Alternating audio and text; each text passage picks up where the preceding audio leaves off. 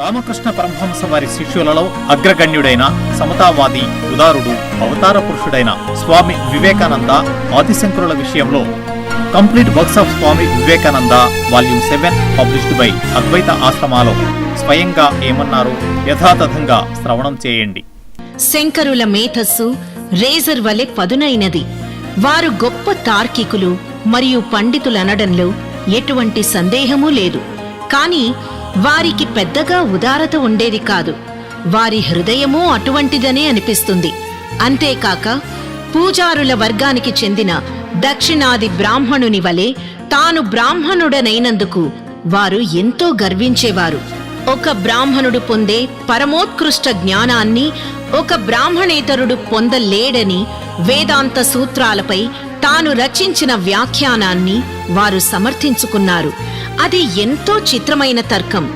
విదురుని గురించి ప్రస్తావిస్తూ అతడు పూర్వజన్మలో బ్రాహ్మణ శరీరాన్ని పొందడం చేత బ్రహ్మజ్ఞానాన్ని పొందగలిగాడని తెలిపారు.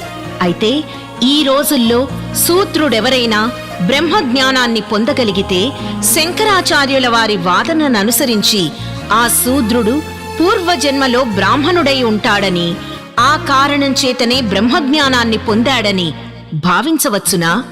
ఎంత హాస్యాస్పదం! అటువంటి అయోమయ స్థితిలో బ్రాహ్మణత్వంలో కొనసాగినా ఉపయోగం ఏముంటుంది?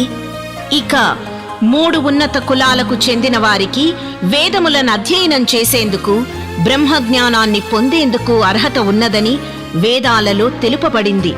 ఇది వాస్తవం కాదా? అందుచేత వేదాలకు విరుద్ధంగా ఈ అనవసర ఆసక్తిని శంకరులు ప్రదర్శించవలసిన అవసరమే లేదు. ఇక వారి హృదయం గురించి చెప్పాలంటే, తర్కంలో ఓడిపోయిన కారణంగా వారు ఎందరో బౌద్ధ సన్యాసులను సజీవంగా దహనం చేశారు. అలాగే ఆ బౌద్ధ సన్యాసులు కూడా ఎంత అవివేకులు, ఎంత వెర్రివాళ్లంటే, తర్కంలో ఓడిపోయామన్న అతి చిన్న కారణానికే వారు ఆత్మాహుతికి పాల్పడ్డారు. శంకరుల ఇటువంటి చర్యలను మూఢత్వం అని కాక మరేవని అనాలి. కాని బుద్ధుని హృదయాన్ని చూడండి.